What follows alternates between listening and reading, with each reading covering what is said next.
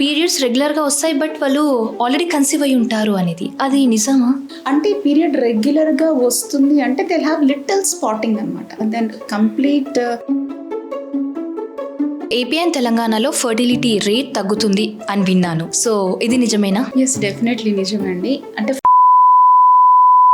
అమ్మాయిలలో egg, అబ్బాయిలలో sperm, quality quantity ఈ రెండు సరిగ్గా ఉంటే ప్రెగ్నెన్సీ వచ్చేస్తుందా? సో మెజారిటీ పార్ట్ అవి రెండే ప్లే చేస్తాయి. బట్ పిల్స్ కానీ కాపర్టీ కానీ ఎంతవరకు safe?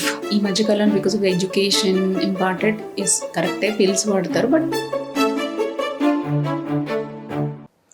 Hello everyone, welcome to Cube TV. నేను ప్రముఖ.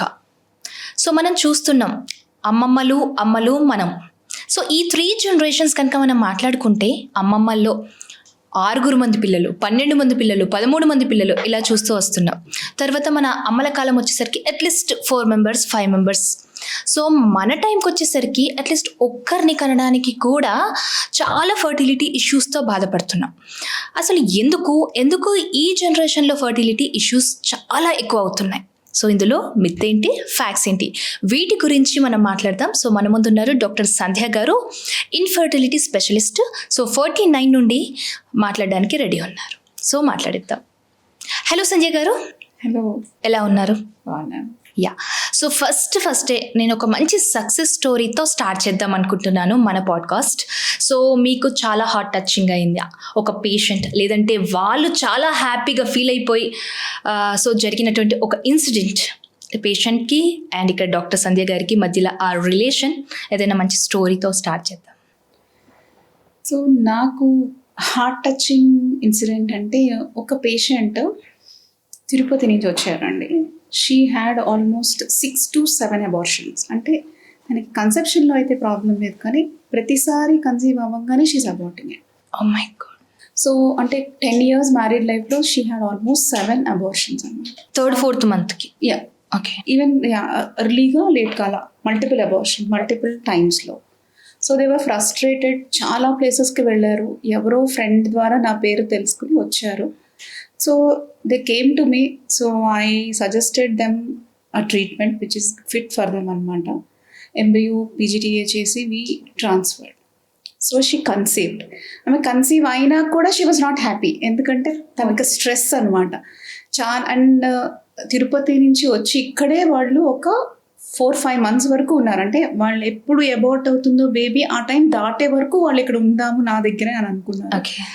సో నేను కూడా అది సజెస్ట్ చేశాను వాళ్ళకి. సో ఆ కపుల్ ఇద్దరు వచ్చి ఇక్కడ ట్రీట్మెంట్ తీసుకున్నారు. సో ఆ time where it is getting about అంటే 3rd month అది క్రాస్ అయ్యే వరకు ఇక్కడ ఉన్నారనమాట. తర్వాత నేనే లేదండి పర్వాలేదు వెళ్ళండి, విల్ బీ ఫైన్ అని పుష్ చేసి, అంటే వాళ్ళని అక్కడ ఎవరు లేరు వాళ్ళకి హైదరాబాద్లో. సో వాళ్ళ మదర్ వాళ్ళందరూ అక్కడ ఉంటారనమాట. సో అక్కడికి పంపించాను. So just a few months back they delivered a baby girl. ఆ బేబీని తీసుకుని నా దగ్గరికి వచ్చారు. So they were like in tears అనమాట. Okay. So they were very happy. Whole family were happy. They came with lot of gratitude and happiness to me. So that was a recent one. So that came to my mind. Okay. So work satisfaction అంటాం కదండి, so అదేనేమో అనిపిస్తుంది. And that is what keep us going అండి. అంటే next day next moment, morning clinic వెళ్ళాలి అనే thought moment మాకు వచ్చేది అవన్నీ తలుచుకుంటాను. యా. సో మీరు ఇందాక అన్నారు కదా మల్టిపుల్ అబార్షన్స్ అని, అవి జరగడానికి రీజన్ ఏమై ఉంటుంది డాక్టర్? దానికి చాలా రీజన్స్ ఉంటాయి. అంటే జెనెటికల్ ఇష్యూస్ ఉంటాయి, క్రోమోజోమల్ అబ్నార్మాలిటీస్ ఉంటాయి. అంటే గర్భాశయంలోనే ఏదైనా అబ్నార్మాలిటీ ఉన్నప్పుడు కూడా అలా మల్టిపుల్ అబార్షన్స్ అనేవి అవుతాయి. అండ్ బ్లడ్ క్లాటింగ్ డిజార్డర్స్ ఉంటాయి అన్నమాట, ఆప్లా సిండ్రోమ్స్ అంటాం. అలా ఉన్నప్పుడు కూడా ఇలా మల్టిపుల్ అబార్షన్స్ అనేవి అవుతాయి. ఓకే. సో ఇలా మల్టిపుల్ అబార్షన్స్ అయినప్పుడు వాళ్ళని మనం ప్రాపర్గా ఇన్వెస్టిగేట్ చేసి ఆ కాజ్ ఐడెంటిఫై చేసి ట్రీట్మెంట్ చేస్తే they'll have a successful outcomes. Okay. ఇందాక మీరు బ్లడ్ రిలేటెడ్ ఇష్యూ చెప్తే నాకు ఒకటి గుర్తొచ్చింది. నేను ఎక్కడో విన్నాను డాక్టర్. సో పీరియడ్స్ రెగ్యులర్గా వస్తాయి బట్ వాళ్ళు ఆల్రెడీ కన్సీవ్ అయి ఉంటారు అనేది అది నిజమా, లేదంటే ఏదైనా సమ్ ఇష్యూ వల్ల అలా అవుతుంది? అంటే పీరియడ్ రెగ్యులర్గా వస్తుంది అంటే దే హ్యావ్ లిటిల్ స్పాటింగ్ అనమాట. దెన్ కంప్లీట్ 3-4 days బ్లీడింగ్లా ఉండదు. Yeah, even I had one patient like that. Okay. ఆమెకి 20 weeks వరకు కూడా తను కన్సీవ్ అయిందని తనకు తెలియలేదు, unless I told her. Okay. So అది వాళ్ళకి ఎవ్రీ మంత్ ఆ టైంకి లిటిల్ స్పాటింగ్ అనేది చూస్తారు and they consider it as period. Ya, that will be there. But దానికి రీజన్ ఏంటి అంటే వాళ్ళకి సర్వైకల్ ఇష్యూస్ ఉన్నా, సర్వైకల్ ఎరోజన్ అంటూ ఉన్నా అక్కడి నుంచి బ్లీడింగ్ అనేది రావడం, అయితే లో లయింగ్ ప్లసెంటా అంటే మాయ కిందకు ఉన్నప్పుడు కూడా అలా స్పాటింగ్ అనేది ఉంటుందన్నమాట. సో వాళ్ళది పీరియడ్గా మిస్టేక్ చేసుకుంటారు అని అలా అర్థం చేసుకుని they think they don't conceive. So దానివల్ల ఏమైనా సైడ్ ఎఫెక్ట్స్, బేబీకి ఎఫెక్ట్ అలా అవ్వడం ఏమో? సో ఇప్పుడు ప్లసెంటా కిందకు ఉండడం, ప్లసెంటా ప్రీవియా అంటాం అన్నమాట. ఇలా ఫ్రీక్వెంట్ స్పాటింగ్ ఉంటుంది వాళ్ళకి ప్రెగ్నెన్సీలో. వాళ్ళకి ఏమవుతుంది అంటే సడన్గా ఒక్కొక్కసారి ఏమైనా కంట్రాక్షన్స్ వచ్చినప్పుడు, లేబర్ స్టార్ట్ అయినప్పుడు సడన్ బౌట్స్ ఆఫ్ బ్లీడింగ్ రావచ్చు. సో అలాంటప్పుడు బేబీకి హార్మ్ జరిగే అవకాశం ఉంటుంది. సో అలాంటి వాళ్ళు యాక్చువల్లీ స్ట్రిక్ట్ బెడ్ రెస్ట్లో ఉండాలి, మానిటరింగ్లో ఉండాలి. సో ఆ జాగ్రత్తలు తీసుకోవాల్సి ఉంటుంది. యా, సో నేను ఇందాక ఇంట్రో చెప్పాను. సో అమ్మలు మన జనరేషన్. ఎందుకు డాక్టర్ జనరేషన్ గడిచే కొద్దీ హెల్తీ బేబీస్ తక్కువైపోయారు అండ్ హెల్తీ ఫర్టిలిటీ లేదు, న్యాచురల్ ప్రెగ్నెన్సీ లేదు, ఎందుకు తగ్గుతోంది అంటారు? సో జనరేషన్స్ గడిచిన కొద్దిగా మన అమ్మమ్మల కాలంలో మీరు ఇందాక చెప్పినట్టు 12-16 చిల్డ్రన్ ఉండేవారు. మన పేరెంట్స్కి వచ్చేసరికి 3-4 అయ్యారు. మన దగ్గరికి వచ్చేసరికి 1-2 కిడ్స్నే డిఫికల్టీగా ఉంది. సో చాలా విషయాల్లో చేంజెస్ జరిగాయి ఈ 4-5 జనరేషన్స్ తర్వాత. ఈ జనరేషన్స్లో అంటే 4-5 డికేడ్స్ యాక్చువల్లీ చెప్పాలంటే 1952 ఇప్పటికి. సో ఏం జరిగాయి అంటే, ఒకటి ఏజ్ ఆఫ్ మ్యారేజ్ అనేది పెరిగింది. సో ఇంతకుముందు బిఫోర్ 20s పెళ్ళిళ్ళు చేసుకునేవారు. ఇప్పుడు లేట్ 30sలో కూడా విమెన్ పెళ్ళిళ్ళు చేసుకోవట్లేదు. సో లేట్గా పెళ్లి చేసుకుంటే లేట్గా కన్సీవ్ చేయాల్సి వస్తుంది. So when the age is advancing conception rate అనేది తగ్గుతుంది. అది ఒకటి. రెండవది, మన లైఫ్ స్టైల్లోనే చేంజెస్ వచ్చేసాయి. అంటే మనం ఎక్కువ ఫాస్ట్ ఫుడ్స్ తినడం, easy because they're easy to make and easy to eat and a more tasty because of the fat content in that. So ఎక్కువ ఆయిలీ ఫ్యాట్ కన్సంప్షన్స్ వల్ల బాడీలో ఫ్రీ రాడికల్స్ అనేవి పెరిగిపోవడం, దానివల్ల ఊసైట్ క్వాలిటీ, స్పర్మ్ క్వాలిటీ అనేది తగ్గిపోవడం అనేది జరుగుతుంది. Okay, so that is one of the most important reasons. Coming to third thing, sleep disorder అంటే స్లీప్లెస్నెస్. ఓకే, మన sleep at least 6 to 8 hours of sleep is more important. Actually మనం చాలా ఈజీగా sacrifice చేసేది అది.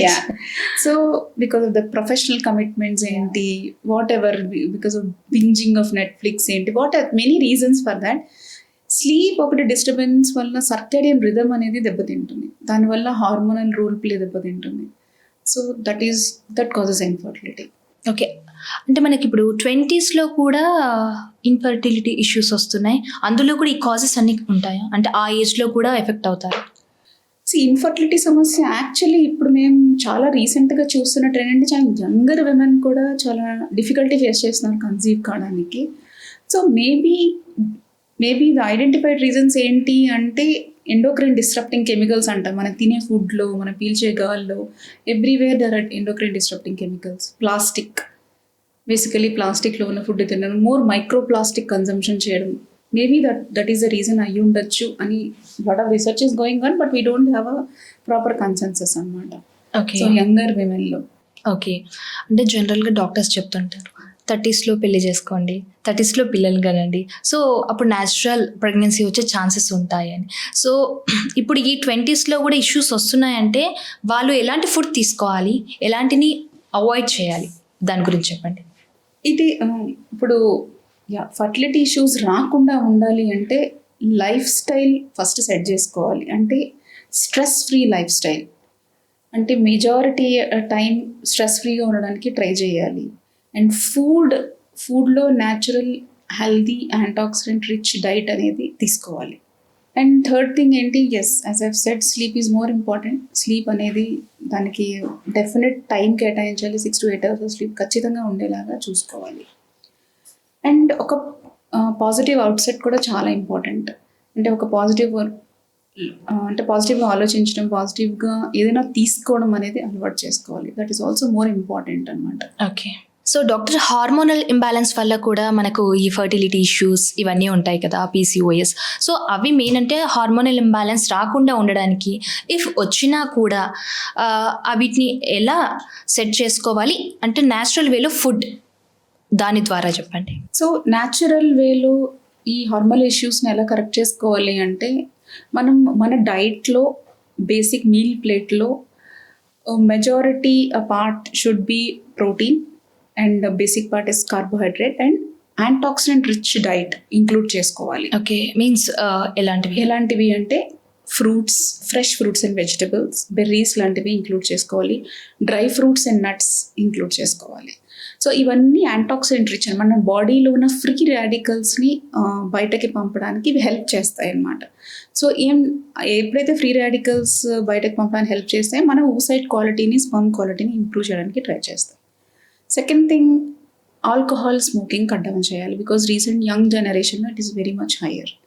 సో అవి డెఫినెట్గా తగ్గించాల్సి ఉంటుంది. బికాజ్ అవి కూడా మన బాడీలో ఉన్న టాక్సిక్ రాడికల్స్ని పెంచుతాయి, స్పర్మ్ని, oocyteని ఎఫెక్ట్ చేస్తాయి. ఇవి రెండు main. Sleep as such, stress free life style adapt చేసుకోవాలి.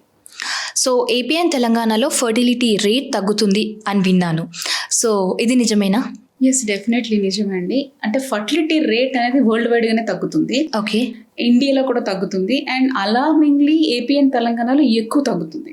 Okay, comparatively elsewhere. Actually fertility rate అంటే ఇది వరకు 1950s అంటే 5 kids per couple ఉండేవారు when it was 1950. Okay. 2025 వచ్చేసరికి 1.9 to 2.1 అంటారు ఫర్టిలిటీ రేట్. అంటే ఇర్రీప్లేసబుల్ రేంజ్లో తగ్గుతుంది.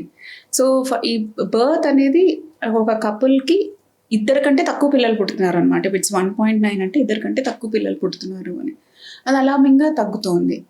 సో ఇది ఎందుకు అంటే యాజ్ వీ హ్యావ్ డిస్కస్, మనం increased age of marriage, increased pollutants around అనమాట, ఎక్కువ exposure to endocrine disrupting chemicals, micro plastics exposure వల్ల, ఇండి లాట్ ఆఫ్ అంటే ఫుడ్లోనే అడల్ట్రేషన్ వల్ల మెనీ రీజన్స్ ఉన్నాయి దీనికి. Okay, yeah. సో డాక్టర్, ఇంకొకటి ఏంటంటే ఈ మధ్యకాలంలో మ్యారేజ్ అవ్వగానే వెంటనే వాళ్ళు కిడ్స్ ప్లానింగ్కి రెడీ ఉండట్లేదు. సో వాళ్ళు కొందరు పిల్స్ వేసుకోవడం, డాక్టర్ సజెషన్స్తో పిల్స్ వేసుకోవడం, లేకపోతే దాన్ని ఎలా అంటే లైక్ కాపర్ టీస్, సో వాటిని యూస్ చేస్తూ ఆ టైంని ఎక్స్టెండ్ చేస్తున్నారు. పిల్స్ కానీ కాపర్ టీ కానీ ఎంతవరకు సేఫ్? ఫర్టిలిటీ ప్లానింగ్ అనేది ఈ మధ్యకాలం because of education important, yes కరెక్టే, పిల్స్ వాడతారు, బట్ కాపర్ టీ వాడతారు. OC pills are safe. అంటే ఓరల్ కాంట్రాసెప్టివ్ పిల్స్ అంటాము, these are safe to postpone the fertility. But రీసెంట్గా because we have poor fertility trends, as a fertility consultant నేనైతే suggest చేయను postponing fertility. Okay, ఎందుకు అంటే yes, మనం age అవుతున్న కొద్దీ మన ఫర్టిలిటీ రేట్ తగ్గిపోతుంది. ఏజ్ అవుతున్న కొద్దీ we can still work and we can earn. Okay, అంటే మనం డబ్బులు పెద్ద అవుతున్నా సంపాదించవచ్చు, కానీ ఫర్టిలిటీ రేట్, ఏజ్ మనం చేతిలో లేకపోతే కన్సెప్షన్లో డిఫికల్టీ వస్తుంది. Okay. So as a fertility consultant I don't suggest postponing fertility అనమాట. Okay, yeah. యాక్చువల్లీ ఏంటంటే ఈ పిల్స్ విషయానికి వచ్చేసరికి కొందరేమో ఏం సైడ్ ఎఫెక్ట్స్ ఉండవు, బాగుంటుంది వేసుకోండి. ఇంకొందరు ఏమంటారు, మీరు 2-3 years ఇలా పిల్స్ వేసుకుంటూ వెళ్తుంటే మీరు బాడీకి హార్మోన్స్కి అలవాటు అయిపోతుంది. సో మీరు కావాలనుకున్నప్పుడు అవి హార్మోన్స్ రెడీగా ఉండవు కన్సీవ్ అవ్వడానికి అని కొందరు అంటారు. సో దీని గురించి మీరేం చెప్తారు? So yeah, fertility OC pills are actually designed for couples who want to postpone the fertility అండి. కాకపోతే దానికి కొన్ని కండిషన్స్లో, అంటే బాగా ఒబీస్ ఉన్నవాళ్ళు, ఏదైనా హార్ట్ కండిషన్స్ ఉన్నవాళ్ళు, లివర్లో ఏదైనా ప్రాబ్లమ్స్ ఉన్నవాళ్ళు ఇవి యూస్ చేసినా దాని ఎఫెక్ట్ తక్కువగా ఉంటుందన్నమాట. సో అందుకే ఓసీ పిల్స్ అనేవి జస్ట్ మెడికల్ షాప్కి వెళ్ళి తెచ్చుకోకుండా డాక్టర్ అడ్వైస్తో యూస్ చేయడం is a better option. Okay, yes, long టర్మ్గా యూస్ చేస్తే ఏమవుతుంది అంటే వాటి వల్ల లాంగ్ టర్మ్ సైడ్ ఎఫెక్ట్ ఏమి ఉండదు, అది ఫర్టిలిటీని ఏం కట్ చేయదు. కానీ ఫర్టిలిటీ ఇవాల్యుయేషన్ అర్లీ ఏజ్లో చేయలేదనుకోండి, ఇప్పుడు ఫర్ సపోజ్ ఒక కపుల్కి వాళ్ళకి AMH తక్కువ ఉంది, ఎగ్ రిజర్వ్ తక్కువ ఉంది అని తెలియదు, they are continuously using the OC pills.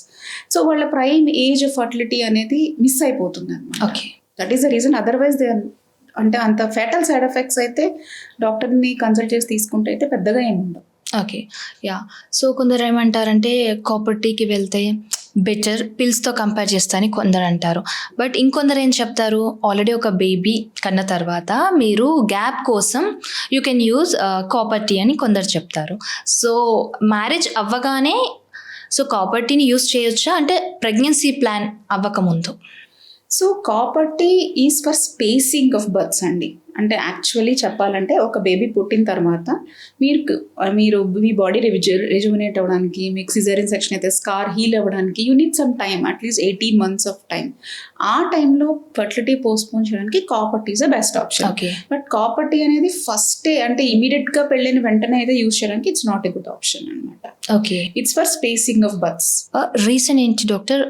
అంటే కాపర్ టీ అనేది ఇట్స్ ఇన్వేజివ్ థింగ్, మనం యూట్రస్ లోకి ఇన్సర్ట్ చేయాలి అది. సో యూజువలీ ఒక డెలివరీ అయిన తర్వాత the cervix will be open and it will be easy to insulate. Already అంటే ఒక చైల్డ్ కూడా పుట్టకపోతే it will be much difficult, cervix is very thin.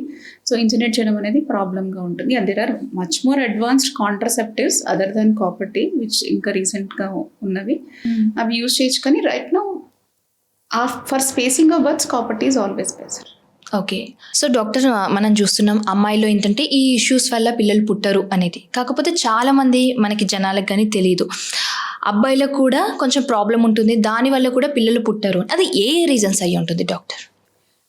అమ్మాయిలు అంటే ఇన్ఫర్టిలిటీ సమస్యకి అమ్మాయిలు అబ్బాయిలు contributor equal, almost equal part అనమాట. సో ఇప్పుడు మెన్ అందరూ ఎడ్యుకేట్ అయ్యి ముందుకు వస్తున్నారు, వాళ్ళ ప్రాబ్లమ్స్ ఏంటో తెలుసుకుని ట్రీట్మెంట్ తీసుకుందామని. సో మెన్లో ఎలాంటి ఇష్యూస్ ఉంటాయి అంటే వాళ్ళలో ఎజాకులేషన్ ఇష్యూస్ ఉంటాయి, ఎరెక్షన్ ఇష్యూస్ ఉంటాయి, అంటే ప్రీమెచ్యూర్ ఎజాకులేషన్ అంటాం, ఆ ప్రాబ్లమ్స్ ఉంటాయి. అండ్ సెమెన్ అనాలిసిస్లో కూడా సెమెన్ కౌంట్ అనేది తక్కువ ఉండడము, లేకపోతే నార్మల్ ఫామ్ అంటే నార్మల్గా కనబడే స్పర్మ్, అంటే స్పర్మ్లో హెడ్, నెక్ పీస్, టెయిల్ అని ఉంటాయి అనమాట. ఆ పార్ట్స్ అన్నీ కరెక్ట్గా ఉండని స్పర్మ్స్ ఎక్కువగా ఉండడము, అబ్నార్మల్ ఫార్మ్స్ అనేవి ఎక్కువగా ఉండడము, లేకపోతే మొటిలిటీ అంటే స్పర్మ్ మెయిన్ ఇంపార్టెంట్ థింగ్ ఏంటంటే ప్రోగ్రెసివ్ మొటిలిటీ అంటాం, అంటే స్పర్మ్ ఇలా ఈదుకుంటూ ముందుకు వెళ్ళాలి. ఓకే. అలా ఈదగలిగే స్పర్మ్ కౌంట్ అనేది తక్కువ ఉండడము, ఇలా మల్టిపుల్ రీజన్స్, అసలు స్పర్మ్ కౌంటే లేకపోవడము. సో ఇలాంటి రీజన్స్ అన్నిటి వల్ల మగవాళ్ళలో మేల్ ఇన్ఫర్టిలిటీ అనేది ఉంటుందన్నమాట. సో వాటికి రీజన్స్ ఏంటి మ్యామ్? సో రీసెంట్ ట్రెండ్స్ ప్రకారం చాలా రీజన్స్ ఉంటాయన్నమాట. కౌంట్ తక్కువగా ఉండడానికి హీట్ ఎక్స్పోజర్ మెయిన్గా మెన్కి, అంటే లాంగ్ బైక్ డ్రైవ్ చేసేవాళ్ళు, సన్లో పనిచేసేవాళ్ళు, హీట్ దగ్గర పనిచేసేవాళ్ళు, వాళ్ళకి ప్రాబ్లం ఉంటుంది.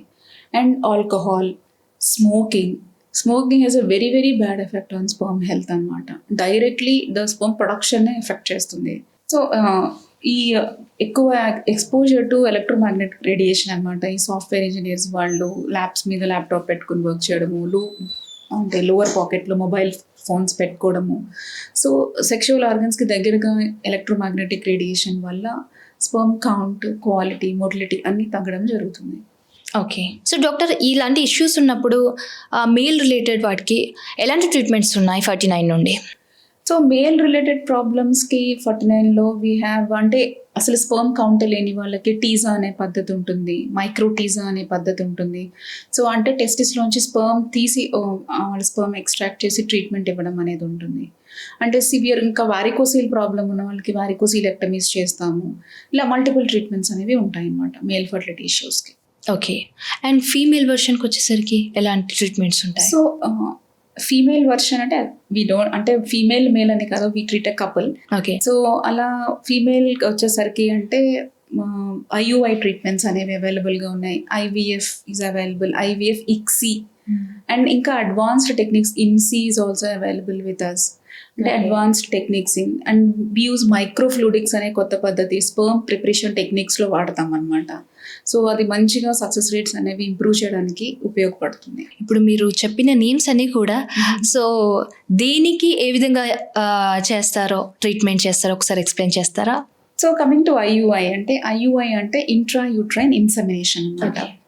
సో ఇది యూజువల్గా unexplained infertility, male factor infertility, ఈ ప్రాబ్లమ్స్ ఉన్న వాళ్ళకి ఈ IUI అనే పద్ధతి వాడతాం అనమాట.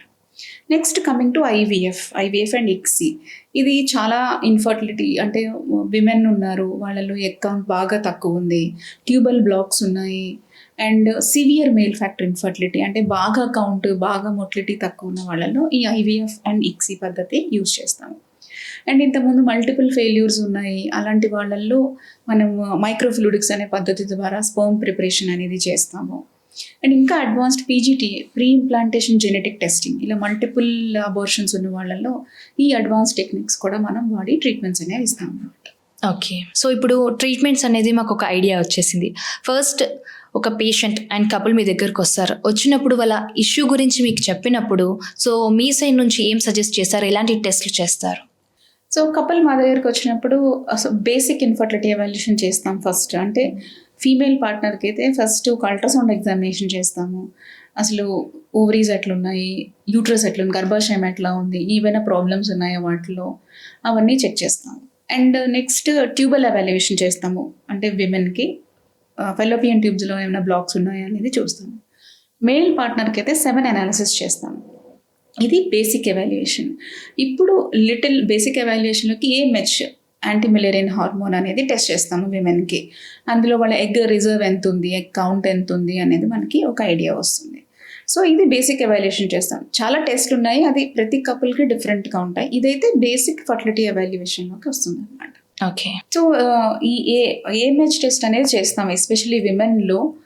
ఇది ఎందుకు చేస్తాము అంటే వాళ్ళ ఎగ్ రిజర్వ్, అంటే వాళ్ళకి మామూలుగా విమెన్ అందరూ సర్టన్ అమౌంట్ ఆఫ్ ఎగ్స్తో పుడతారు. అది ఎవ్రీ మంత్ ఆ ఎగ్స్ అనేవి గ్రో అయ్యి రిలీజ్ అయ్యి కొన్ని ఎగ్స్ అనేవి డిజనరేట్ అయిపోతూ ఉంటాయి అన్నమాట. సో ఇది కొంతమందికి చాలా తొందరగా జరిగిపోతుంటుంది, అంటే చాలా చిన్న వయసులోనే వాళ్ళ ఎగ్ రిజర్వ్ అనేది తగ్గిపోతూ ఉంటుంది. సో ఈ AMH అనే టెస్ట్ చేయడం వల్ల వాళ్ళకి ఎగ్ రిజర్వ్ ఎంత ఉంది, అంటే ఎగ్ రిజర్వ్ ఎంత ఉంది అని తెలుసుకోవడం వల్ల ఏంటంటే వాళ్ళు ఎంత ఫాస్ట్గా ఫర్టిలిటీ ట్రీట్మెంట్ తీసుకోవాలి, ఎక్కువ రోజులు వెయిట్ చేయొచ్చా, లేకపోతే ట్రీట్మెంట్ అనేది తొందరగా తీసుకోవాలా అనేది మనకి ఒక ఐడియా వస్తుంది. ఓకే. సో ఈ టెస్ట్ అన్ని పెయిన్లెస్గా ఉంటాయి అండ్ ఒక డేలోనే మొత్తం చేసేయచ్చు అనమాట. సో పేషెంట్కి డిస్కంఫర్ట్ కాజ్ చేసేవైతే ఏమి ఉండవు. ఓకే. సో ఇలా ఉంటాయన్నమాట టెస్ట్ అని. సో దీనితో పాటుగా పేషెంట్కి కావాల్సింది చాలా ఎక్కువ మోరల్ సపోర్ట్స్ అండ్ ఎమోషన్, అంటే డాక్టర్ పేషెంట్కి ఎంత లైక్ ఏమవ్వదు అనే ఒక భరోసా ఉంటుంది కదా, మీ సైడ్ నుంచి వాళ్ళకు ఎలాంటి భరోసా ఇస్తారు? సో ఏ పేషెంట్ అయినా మన OPDలోకి వచ్చినప్పుడు they carry lot of emotional burden అండి. అంటే ఇన్ఫర్టిలిటీ అనేది చాలా సోషల్ ట్యాబు మన సొసైటీలో. అంటే చాలామంది they keep on asking them, మీకు ఎంతమంది పిల్లలు ఉన్నారు, మీరు that is what the first question they ask when I see a couple. So వాళ్ళు చాలా ఎమోషనల్ బర్డెన్తో they walk to us. So first వాళ్ళతో కూర్చుని వాళ్ళ ప్రాబ్లం ఏంటి, వాళ్ళు ఎంత బర్డెన్ క్యారీ చేస్తున్నారు అనేది వినడమే the first thing we do. Okay. So అప్పుడే వాళ్ళు మనం ఏం చెప్తున్నాం అనే దానికి రిసెప్టివ్గా ఉంటారు. అంటే వాళ్ళకి ఏం ట్రీట్మెంట్ తీసుకోవాలి అన్న ప్రాపర్ ఛానల్లో గైడ్ చేయడానికి first we have to listen to them. Okay. That is what we do in 49 అండి. ఓకే. మనం వాళ్ళని ఫస్ట్ అండర్స్టాండ్ చేసుకుని వాళ్ళకి తగ్గట్టుగా ట్రీట్మెంట్ అనేది తీసుకుని ముందుకెళ్తాం. ఓకే. యా. సో జనరల్గా మాకు ఎప్పుడైనా కొంచెం ఇష్యూ వచ్చినా ప్రాబ్లం ఉన్న డాక్టర్ దగ్గరికి వెళ్తే డాక్టర్ ఇలా ఉంది మాకు అని అంటే, ఏంటమ్మా ఇంత లేట్ ఎందుకు వచ్చావు, ఇన్ని రోజులు ఏం చేస్తావు అని జనరల్గా అంటారు కదా, అది ఈ కపుల్ దగ్గర అలాంటి వర్డ్స్ ఎంతవరకు కరెక్ట్, ఏంటి అసలు?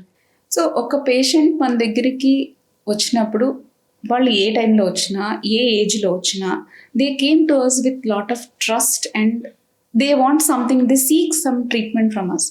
So it's our duty first to understand them. వాళ్ళకి ఏం ప్రాబ్లం వచ్చింది ఇన్ని రోజులు, వాళ్ళకి it's their choice to come at their own age. అంటే ఆ ఏజ్లో వాళ్ళకి ఏ టైప్ ఆఫ్ ట్రీట్మెంట్ ఇవ్వాలి అనే విషయం మనం మాట్లాడాలి. కానీ మీరు ఎందుకు వచ్చారు, ఇంత లేట్ ఎందుకు వచ్చారంటే we have no right to talk like that. It's their choice, everyone has their choices. అది మనం రెస్పెక్ట్ చేయాలి. దానికి తగ్గట్టుగా వాళ్ళకి ఏది బెటరో ఆ అడ్వైస్ అనేది మనం ఇవ్వాలి, దానికి తగ్గ ట్రీట్మెంట్ అనేది మనం ఆఫర్ చేయాలి. Still again there choice to take it or not అనేది వాళ్ళ దిస్ థింగ్. బట్ మనం ఆ వయసులో వాళ్ళకి ఏ ట్రీట్మెంట్ కరెక్ట్గా వర్కౌట్ అవుతుంది, ఎంత సక్సెస్ రేట్ ఉంటుంది అనేది క్లియర్గా అయితే వాళ్ళకి ఎక్స్ప్లెయిన్ చేయాలి, చెప్పాల్సి ఉంటుంది. ఓకే. సో అంటే యాజ్ ఎ ఫర్టిలిటీ కన్సల్టెంట్ నేను ఒక కపుల్ని తొందరగా ఎవాల్యుయేట్ చేసుకోమని చెప్తాను. ఎందుకు అంటే age has a very significant effect on fertility rate అనమాట. సో ఒక కపుల్ని ఒక ప్రెగ్నెన్సీ రాకపోతే if the women is below 35 వాళ్ళు 1 year వరకు వెయిట్ చేయొచ్చు. అంతకంటే ఎక్కువ వెయిట్ చేయడంలో దెర్ ఈస్ నో అడ్వాంటేజ్ అనమాట. So the women is above 35 6 months కంటే ఎక్కువ వెయిట్ చేయకూడదు. సో అంటే ముందే ఎవాల్యుయేషన్కి అయితే రావాల్సి ఉంటుంది. సో డాక్టర్, మీరు ఆడవాళ్ళ ఏజ్ ఫ్యాక్టర్ గురించి చెప్పారు, మగవాళ్ళ ఏజ్ ఫ్యాక్టర్ కూడా ఏమన్నా ప్రాబ్లం అవుతుందా? డెఫినెట్గా ప్రాబ్లం అవుతుంది. ఎందుకంటే కాకపోతే మగవాళ్ళకి కొంచెం ఇఫ్ ద విమెన్కి మనం 35 అనుకుంటే మగవాళ్ళకి 40 వరకు it will B okay. But when the male age కూడా 40 కంటే అబవ్ అవుతుంది అంటే వాళ్ళు స్పర్మ్ DNA ఫ్రాగ్మెంటేషన్ అనేది పెరుగుతూ వస్తుంది. సో వాళ్ళలో ప్రెగ్నెన్సీ రేట్ కూడా తగ్గుతూ వస్తుంది అన్నమాట. ఓకే. సో మీరు ఏజ్ గురించి చెప్తున్నారు కాబట్టి I want to mention this. మన ఏఆర్టీ గైడ్ లైన్స్ ప్రకారం women from 21 to 50 years of age, 21 to 50 వీళ్ళకే మనం ట్రీట్మెంట్ అనేది ఆఫర్ చేయొచ్చు మన లా ప్రకారం. Women below 21 years of age, above 50 years of ఏజ్కి మనం ట్రీట్మెంట్ అనేది చేయలేము. అండ్ మెన్కి వస్తే 21 to 55 years of ఏజ్ అనమాట. ఇంతకంటే చిన్నవాళ్ళకి 21 కంటే చిన్నవాళ్ళకి కానీ 55 కంటే ఎక్కువ ఉన్న వాళ్ళకి కానీ ఫర్టిలిటీ ట్రీట్మెంట్ అనేది ఆఫర్ చేయడానికి లేదు. సో ఈ ఏజ్, సో నేను చెప్పాలనుకున్నది ఏంటి అంటే మెన్ విమెన్ ప్రెగ్నెన్సీ అనేది డిలే చేసుకోవద్దు. ఈ ఏజ్ తర్వాత మీరు వచ్చినా మేము ట్రీట్మెంట్ అనేది ఇవ్వడానికి ఉండదు అనమాట, according to ART law. Okay.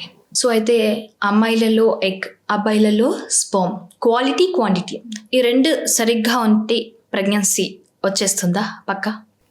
So majority part అవి రెండే ప్లే చేస్తాయి. బట్ అవి రెండే కాదు, there are lot of things should work in unison అనమాట. ఒకటి హార్మోనల్ రోల్ ప్లే, అంటే మన విమెన్లో ఈస్ట్రోజన్, ప్రొజెస్ట్రాన్ కరెక్ట్ టైంకి రిలీజ్ అవ్వడం జరగాలి. మెన్లో టెస్టోస్టెరాన్ హార్మోన్ అది కరెక్ట్ టైంకి రిలీజ్ అవ్వాలి. అండ్ విమెన్లో ఇప్పుడు ఈ ఎగ్ స్పర్మ్ కలిసిన తర్వాత ఎంబ్రియో వెళ్ళి గర్భాశయంలో అతుక్కుంటుంది, అంటే యూట్రస్లో. యూట్రస్ పర్ఫెక్ట్గా ఉండాలి. యూట్రస్ లైనింగ్ ఎంబ్రియోని రిసెప్టివ్గా, అంటే ఎంబ్రియో రిసెప్టివ్ టైంలో ఉండాలి. అండ్ యూట్రస్లో ఏమి ప్రాబ్లమ్స్ పెద్దగా ఉండకుండా చూసుకోవాలి. అంటే ఏదైనా ఫైబ్రాయిడ్స్ ఉండడం, లేకపోతే పాలిప్స్ ఉండడం, ఇలా చాలా రకాల ప్రాబ్లమ్స్ ఉంటాయి గర్భాశయంలో, అవన్నీ లేకుండా ఉండాలి. అండ్ ట్యూబల్ ఫెలోపియన్ ట్యూబ్స్ అనేవి ప్రాపర్గా ఓపెన్గా ఉండాలి అండ్ వర్కింగ్ ఉండాలి. సో ఇవన్నీ కరెక్ట్గా ప్లే అయితే, అంటే ఇవన్నీ కరెక్ట్గా ఉంటే న్యాచురల్ ప్రెగ్నెన్సీకి అవకాశం ఉంటుంది. మనం ఇచ్చే ఫర్టిలిటీ ట్రీట్మెంట్స్ కూడా కరెక్ట్గా పనిచేయడానికి అవకాశం ఉంటుంది. ఓకే. సో మనం చేసే ఫర్టిలిటీ ఎవాల్యుయేషన్లో కూడా మనం ఇవన్నీ చూస్తాం అన్నమాట. సో అందుకే మీరు యాజ్ అ కపుల్ మీరు ఇన్ఫర్టిలిటీ ప్రాబ్లం ఫేస్ చేస్తున్నప్పుడు మీరు టెస్ట్లు చేయించుకోవడం కాదు, ఒక ఫర్టిలిటీ కన్సల్టెంట్ని కలిస్తే ఇవన్నీ ఎలా ఉన్నాయి, అంటే ఇవన్నీ కరెక్ట్గా ఉన్నాయా లేదా అనేది చూసుకోగలిగే అవకాశం అనేది ఉంటుంది. సో డాక్టర్ అంటేనే జనరల్గా పేషెంట్స్కి ఒక నమ్మకంతో మీ దగ్గరకు వచ్చినప్పుడు సో డిఫరెంట్ కేసెస్ మీరు చూస్తుంటారు. వాళ్ళు కొందరు బాధపడతారు, కొందరు ఏడుస్తారు, ఎందుకు మాకే ఇలా జరిగింది, ఇట్లా కొన్ని వాళ్ళ పర్సనల్ ఒపీనియన్స్ కూడా మీతోటి షేర్ చేసుకుంటారు కదా. సో ఆ పేషెంట్ ఇవి స్టోరీస్ అని విన్నప్పుడు మీరు ఏ విధంగా ఎమోషనల్ అవుతారు ఏంటి? యాజ్ ఎ ఫర్టిలిటీ కన్సల్టెంట్ మేము ఆ కపుల్తో జర్నీ చేస్తాం. అంటే వాళ్ళకి ట్రీట్మెంట్ స్టార్ట్ చేసిన దగ్గర నుంచి వాళ్ళు కన్సెప్షన్ వచ్చే వరకు అండ్ బేబీ డెలివరీ అయ్యే వరకు వీ ట్రావెల్ విత్ దెమ్. అంటే ఈ ఇంత లాంగ్ జర్నీ ఐ థింక్ ఏ డాక్టర్కి ఉండదు, because fertility treatments take little more time కదా. So we journey with them అనమాట. So we make them a part of our selfs అన్నట్టే. వాళ్ళు ప్రెగ్నెన్సీ వస్తే మా ఇంట్లోనే వరకు ప్రెగ్నెన్సీ వచ్చింది అని సంతోషిస్తాం. ప్రెగ్నెన్సీ రాలేదు అంటే అరే ఇంత జర్నీ చేశారు వాళ్ళు, ఎక్కడ ప్రాబ్లం వచ్చింది దాన్ని ఎవాల్యుయేట్ చేయడానికి ట్రై చేస్తాము. వాళ్ళకి ఎలాగ న్యాయం చేయాలా అనేది ఆలోచిస్తుంటాం. This is how our days go అనమాట. అంటే వాళ్ళ హ్యాపీనెస్లో మా హ్యాపీనెస్ చూసుకుంటాం. That is why we come to the hospital everyday, we see them. And వాళ్ళ ఫ్యామిలీస్లో హ్యాపీనెస్ వచ్చినప్పుడు వాళ్ళతో షేర్ చేసుకుంటాం అండ్ పెయిన్ కూడా డెఫినెట్గా షేర్ చేసుకుంటాం. That is how we work.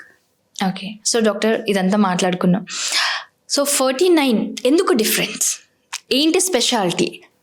So 49లో ఒక కపుల్ని మేము అన్ని రకాలుగా ట్రీట్ చేస్తాం. We give emotional support, we identify the proper cause of the problem and we treat them with advanced technology. So we 49 are equipped with advanced IVF labs and experienced embryologist ఉంటారు మా దగ్గర. And we adapted certain advancements, అంటే ఇప్పుడు gamete mismatch అనేది జరగకుండా we adapted RFID system అనమాట. So అది అంటే ఈ రీసెంట్గా చాలా ఇష్యూస్ జరిగినప్పుడు గెమీట్ మిస్ మ్యాచ్ జరుగుతుందా, చాలా కపుల్ అదే ఒక డౌట్కి ట్రీట్మెంట్ తీసుకోవడానికి రారు ఫర్టిలిటీ సెంటర్కి. సో మేము RA విట్నెసింగ్ కార్డ్ అనేది కపుల్కి ఇస్తాము.